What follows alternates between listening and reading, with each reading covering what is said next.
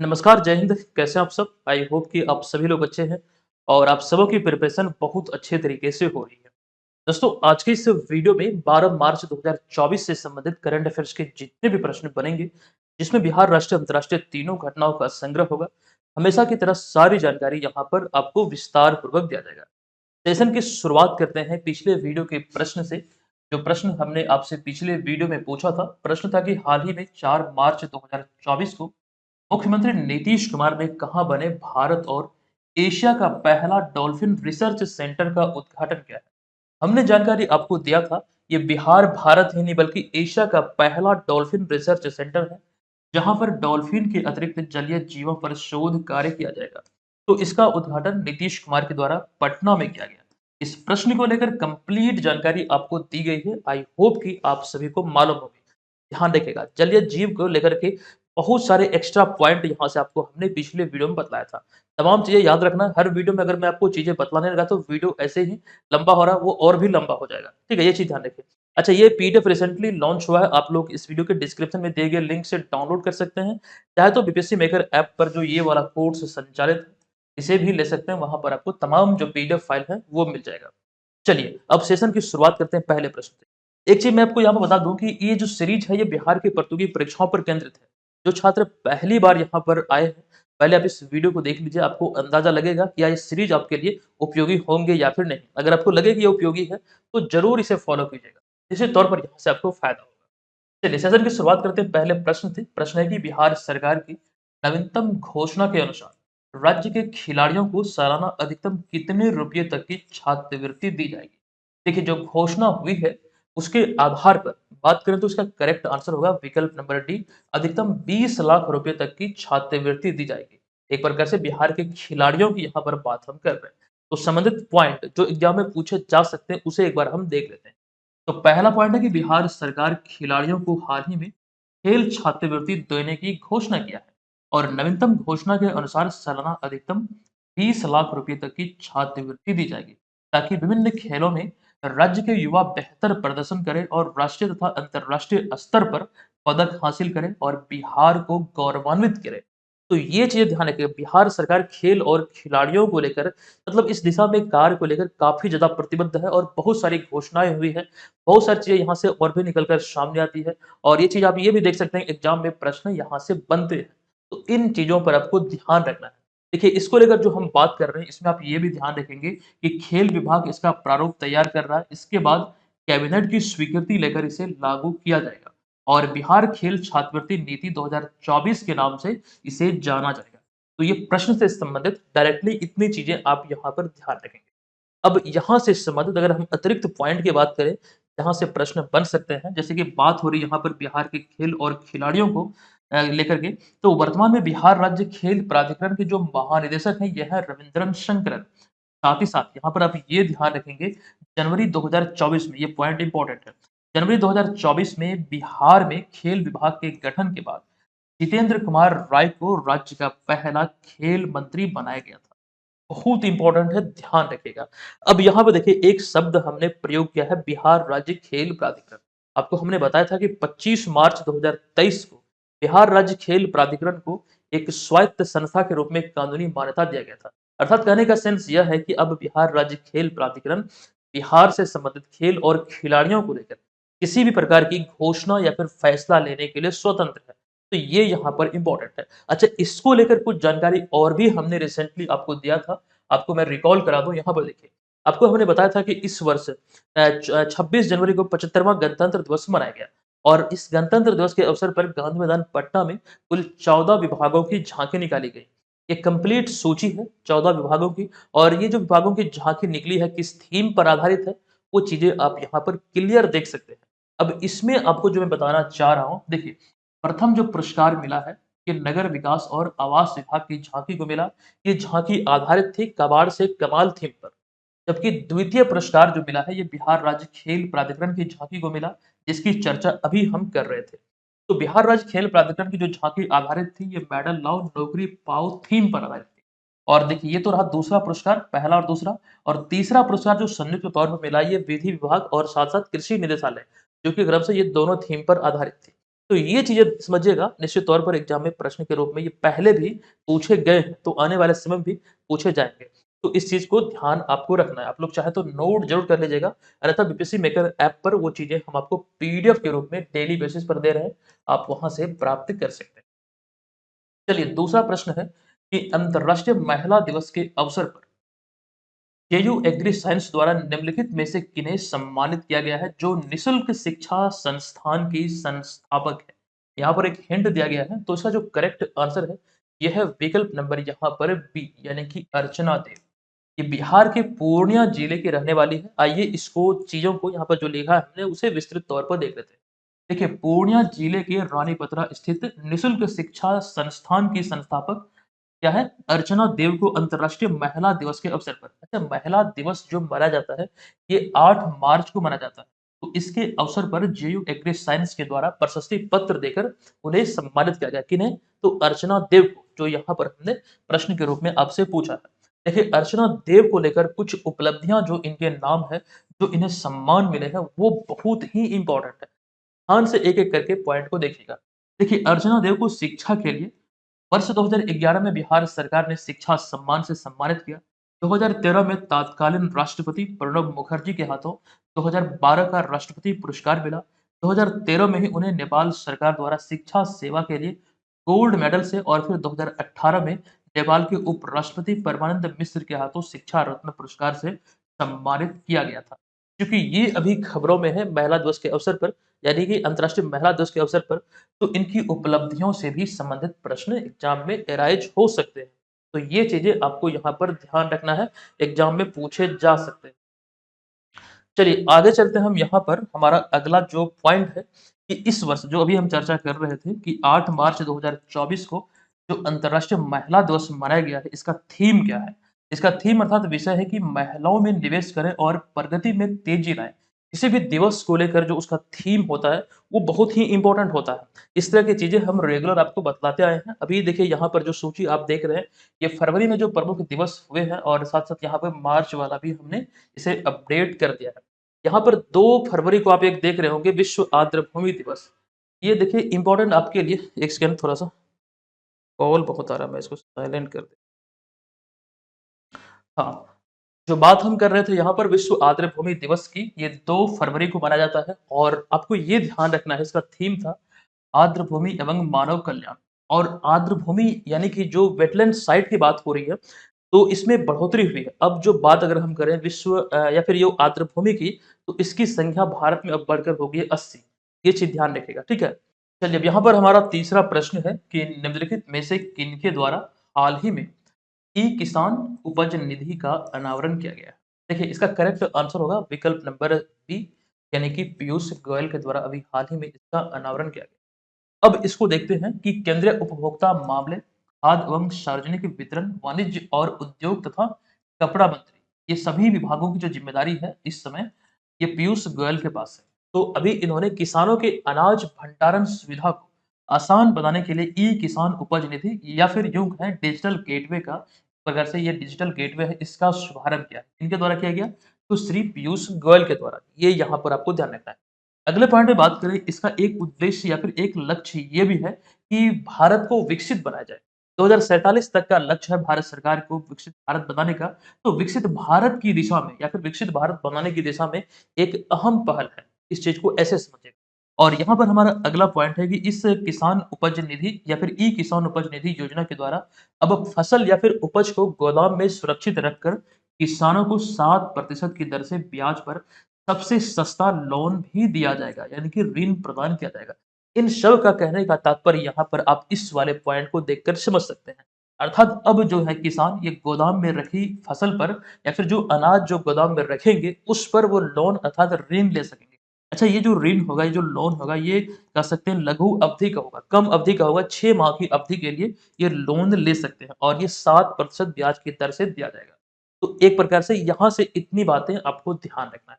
फिलहाल यहाँ पर एक पॉइंट ये भी आता है, ये बातें पहले से आप लोग जानते भी हैं, कोई भी अगर लक्ष्य होता है, जैसे कि नेट ज़ीरो का जो लक्ष्य है भारत सरकार का, वो 2070 तक का है और विकसित भारत का लक्ष्य है 2047 तक का। ये चीज़ें एग्ज़ाम में रिपीट होती हैं, ध्यान आप लोग रखिएगा। चलिए आगे चलते हैं, अगला चौथा प्रश्न है कि हाल ही में 12 मार्च 2024 को भारत की तीनों सेनाओं का संयुक्त अभ्यास भारत शक्ति का आयोजन कहाँ किया गया या फिर कहाँ ये आयोजित किया गया? तो देखिए इसका करेक्ट आंसर होगा राजस्थान के जैसलमेर में जो महाजन फील्ड फायरिंग रेंज है, यहाँ पर ये अभी हाल ही में आयोजित हुआ है। देखिए, भारत की तीनों सेनाओं जिसमें कि थल सेना, नौसेना और वायु सेना तीनों आ जाता है। तो इसका संयुक्त अभ्यास भारत शक्ति का जो आयोजन है, ये 12 मार्च 2024 को राजस्थान के जैसलमेर में स्थित पोखरण फील्ड फायरिंग रेंज में किया गया।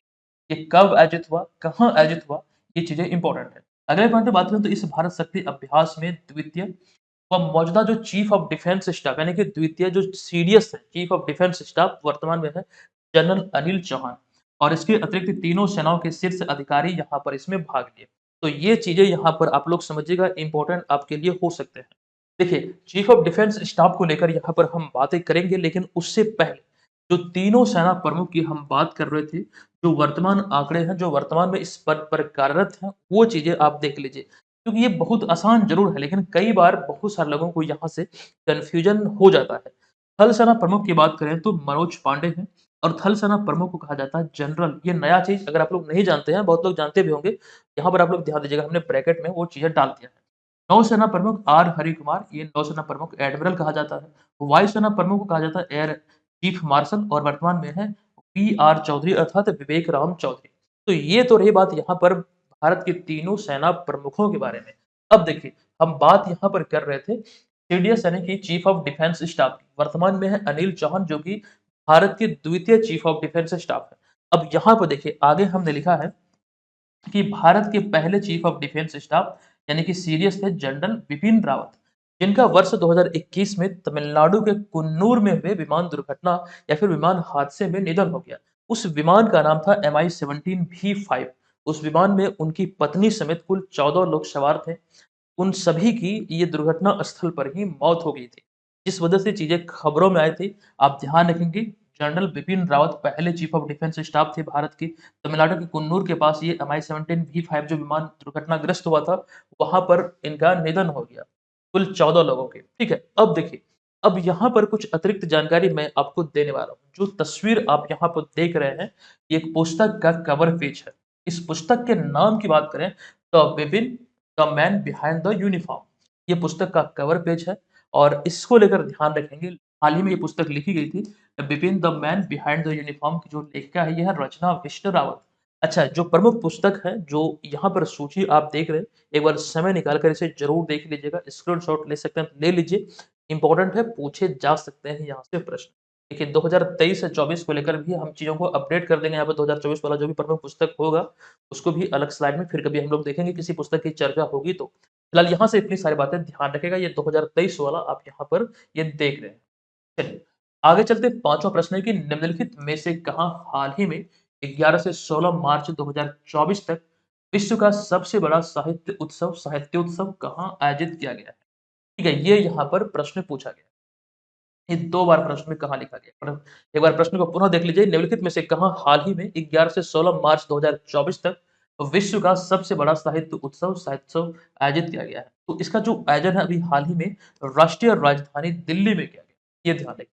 आइए इसको लेकर चीज़ों को हम यहाँ पर देख लेते हैं। देखिए, साहित्य अकादमी का विधिवत उद्घाटन भारत सरकार द्वारा इसकी स्थापना को लेकर हम बात कर रहे हैं।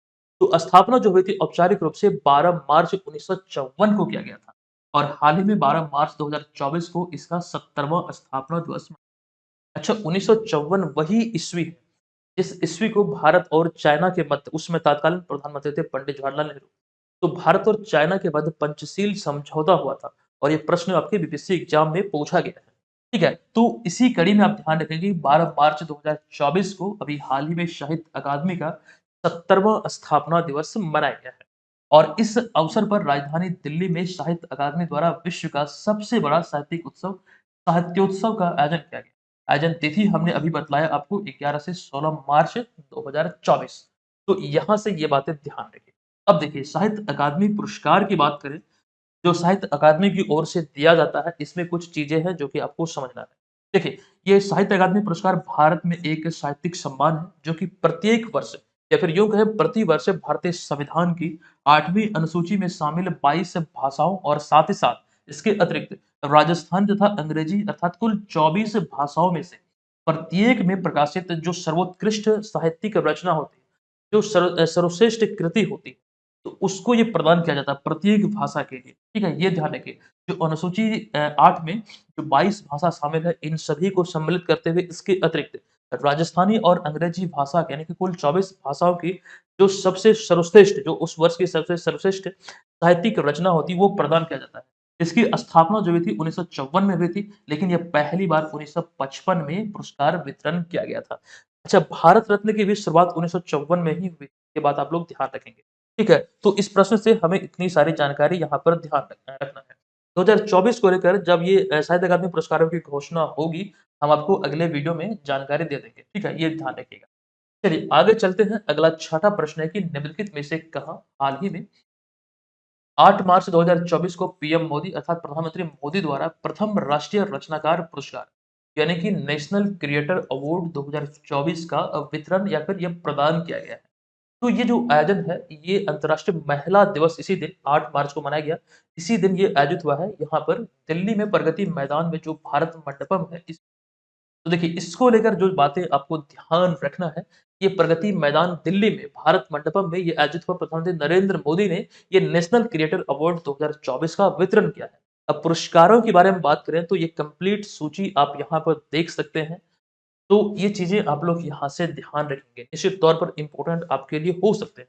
आइए इसको देख लेते हैं, जैसे कि यहाँ पर कुछ कैटेगरी है, इसके अतिरिक्त और भी कई सारे नाम हैं, लेकिन यहाँ जो हमने शामिल किया है, ये कुछ मुझे ज़्यादा इम्पोर्टेंट लगे, इस वजह से यहाँ पर हमने इसे शामिल किया। एक-एक करके चलिए मैं सभी आपको बताता हूँ। सबसे पहले हमने लिखा है जया किशोरी, सामाजिक परिवर्तन के लिए, यहाँ पर आप देख सकते हैं जया किशोरी को इस तस्वीर में नरेंद्र मोदी के साथ पुरस्कार प्राप्त करते हुए। तो यहाँ पर देखिए सामाजिक परिवर्तन कैटेगरी में सर्वश्रेष्ठ क्रिएटर का अवार्ड उन्हें दिया गया। उसके बाद अगला है Pankaj Pandey, green champion award से सम्मानित किया गया। कृतिका गोविंदास्वामी को सर्वश्रेष्ठ कहानीकार के पुरस्कार से सम्मानित किया गया और बिहार के मधुबनी की मैथिली ठाकुर को, जो गायिका मैथिली ठाकुर है, ये सांस्कृतिक राजदूत ऑफ द ईयर चुनी गई। और उसके बाद अगला है गौरव चौधरी। ये आप लोग जानते होंगे टेक्निकल गुरुजी, टेक श्रेणी में सर्वश्रेष्ठ निर्माता, निश्चय गेमिंग, गेमिंग कैटेगरी में सर्वश्रेष्ठ क्रिएटर का जो अवार्ड मिला, ये निश्चय गेमिंग को मिला। उसके बाद नमन देशमुख, शिक्षा कैटेगरी में सर्वश्रेष्ठ क्रिएटर का अवार्ड मिला। कविता सिंह को, कविता किचन जो उसका मतलब जो उनमें काम करती है, ये शायद चैनल का उनका नाम है, तो इसके लिए भोजन श्रेणी में सर्वश्रेष्ठ निर्माता का पुरस्कार उन्हें दिया गया। आरजे रौनक, जो बउआ नाम से आप लोग देखते हैं, इसका एक शो आता है, तो सर्वाधिक रचनात्मक पुरुष क्रिएटर का अवार्ड इन्हें मिला। जबकि श्रद्धा की बात करें तो सर्वाधिक रचनात्मक महिला क्रिएटर का अवार्ड इन्हें दिया गया। अगला है Janhvi Singh, heritage fashion icon award. Malhar Kalambe जो कि स्वच्छता राजदूत पुरस्कार। गौरव चौधरी, अच्छा गौरव चौधरी 2 बार हो गया है। एक बार यहाँ पर है, एक बार यहाँ पर भी ये रिपीट हो गया। चलिए, तो टेक कैटेगरी में सर्वश्रेष्ठ क्रिएटर का अवार्ड इन्हें दिया गया। तो ये चीज़ें यहाँ पर आप ध्यान रखेंगे, इम्पोर्टेंट आपके लिए हो सकते हैं। मैं ये नहीं कहता कि एग्ज़ाम में ये पूछा ही जाएगा, लेकिन आपको ये ध्यान रखने में कोई हर्ज नहीं है। इनमें कुछ चीज़ें ऐसे हैं जो कि पूछा जा सकता है। बिहार को लेकर ये ध्यान रखेंगे, मैथिली ठाकुर को लेकर जो हमने बताया सांस्कृतिक राजदूत ऑफ द ईयर यहाँ पे चुनी गई या फिर ये सम्मान से इन्हें सम्मानित किया गया। तो चीज़ें आप लोग ध्यान रखेंगे, चाहे तो स्क्रीनशॉट ज़रूर इसका ले लीजिए। निश्चित तौर पर ये आपको बहुत हेल्प कर सकता है, अगर एग्ज़ाम में पूछ लिया गया, तो आपको अफ़सोस नहीं होगा कि हमने वो चीज़ें रटा ही नहीं। चलिए, अगला 7वां प्रश्न है कि भारत के साथ गहरे संबंधों का जश्न मनाने के लिए इंडिया बाय द क्रिक उत्सव का आयोजन हाल ही में कहाँ किया गया? तो ये अभी हाल ही में जो इसका आयोजन है, ये दुबई में किया गया। संयुक्त अरब अमीरात में एक शहर है दुबई, यहीं पर अभी हाल ही में इसका आयोजन किया गया। देखिए, इसको लेकर चीज़ें यहाँ पर तो यहाँ पे देखिए इसको लेकर चीज़ें जो हमने आपको बतलाया था, आप देख सकते हैं कि दुबई जो कि संयुक्त अरब अमीरात में है, तो दुबई ने भारत के साथ अपने गहरे संबंधों का जश्न मनाने के लिए इंडिया बाय द क्रिक उत्सव अभी हाल ही में आयोजित किया है। आयोजन की बात करें तो 8 से 10 मार्च 2024 तक ये दुबई के अल सीफ पार्क में ये आयोजित हुआ है। तो यहाँ से इतनी सारी बातें आप ध्यान रखेंगे, खास करके ये आयोजन से संबंधित। अच्छा, अभी रिसेंटली हमने कई प्रकार के उत्सव और त्योहार को लेकर जानकारी दिया है। ये चीज़ें इम्पोर्टेंट है। आप लोग यहाँ पर इसको देख सकते हैं। प्रमुख जो उत्सव जो हालिया मनाए गए हैं 2024 में, वो एक कंप्लीट सूची है। उसमें अब हमने ये भी ऐड कर दिया, जो कि दुबई में मनाया गया by the India by the creek. तो ये चीज़ें आप लोग ध्यान रखिएगा, ये चीज़ें ये सूची खास करके हम अपडेट करते रहते हैं, जो कि निश्चित तौर पर आपके लिए उपयोगी होते हैं। तो ये तो रही बात पूरी दुनिया का, भारत और पूरी दुनिया को लेकर यहाँ पर हम सम्मिलित करते हैं। अच्छा, इसके अतिरिक्त एक और स्लाइड होता है, स्पेशली हम उसमें बिहार की ही चीज़ों को शामिल करते हैं, जो आप यहाँ पर देख रहे हैं। ठीक है? तो ये चीज़ें आपको बिहार से संदर्भित है, ये ध्यान रखना है। यहाँ से एक प्रश्न आपके बीपीएससी ट्री एग्ज़ाम में पूछा गया था, ये थावे महोत्सव से संबंधित। यहाँ पे हमने इंडिकेट भी कर दिया है। तो ये 15 से 16 अप्रैल 2023 को मनाया गया था गोपालगंज में। ये 11वां इसका संस्करण था। तो प्रश्न किसी भी रूप में आपसे पूछे जा सकते हैं, तो वो चीज़ों पर आपको पकड़ बनानी पड़ेगी, ध्यान रखना पड़ेगा। जो पॉसिबिलिटी है, उन सभी चीज़ों को ध्यान में रखेंगे, तभी आपको सफलता मिलेगी। चलिए, अगला प्रश्न है, किनके द्वारा हाल ही में 8 मार्च 2024 को दिल्ली में कृषि integrated command and control centre का उद्घाटन किया गया? देखिए, ये उद्घाटन अभी हाल ही में किनके द्वारा किया गया? तो राइट जो आंसर है, ये किया गया है अर्जुन मुंडा के द्वारा। विकल्प नंबर सी यहाँ पर इसका करेक्ट आंसर होगा। आपको बता दूं, केंद्रीय कृषि एवं किसान कल्याण मंत्री अर्जुन मुंडा ने 8 मार्च 2024 को नई दिल्ली में कृषि एकीकृत कमांड एंड नियंत्रण केंद्र अर्थात agriculture integrated command and control centre का उद्घाटन किया। इनके द्वारा इसका उद्घाटन किया गया, तो केंद्रीय कृषि एवं किसान कल्याण मंत्री जो वर्तमान में है अर्जुन मुंडा, इनके द्वारा किया गया।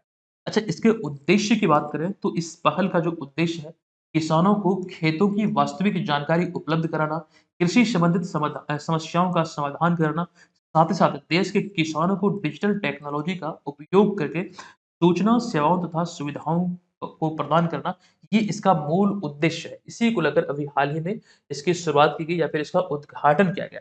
दरअसल कुल मिलाकर बात यहाँ पर यह है कि यह देश के किसानों को आत्मनिर्भर बनाने की दिशा में कृषि एवं किसान कल्याण मंत्रालय का एक पहल है।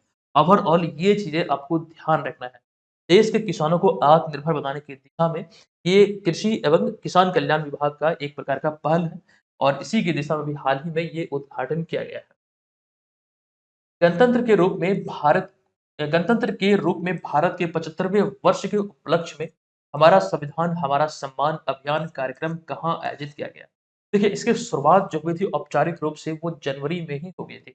लेकिन अभी जो प्रश्न बना है मार्च में, अभी इसकी जो शुरुआत की गई है, ये बीकानेर राजस्थान में ये एक प्रकार से आयोजित किया गया है।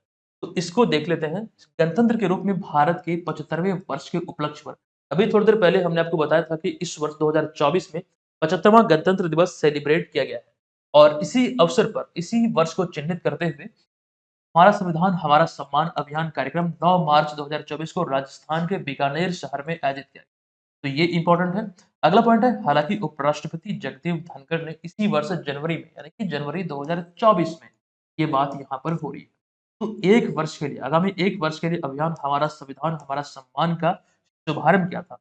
देखिए, यहाँ पर हमारा अगला पॉइंट इसके उद्देश्य को लेकर है कि प्रत्येक नागरिक को संविधान और उसके कानूनी अधिकारों और कर्तव्यों से अवगत कराना ही इसका एक मूल उद्देश्य है। अब देखिए, यहाँ पर गणतंत्र की बात हो रही थी, ऐसे में एक जानकारी आपको दे दूं कि इस वर्ष कर्तव्य पथ पर, यानी कि राजपथ पर, कर्तव्य पथ को ही पहले राजपथ कहा जाता था।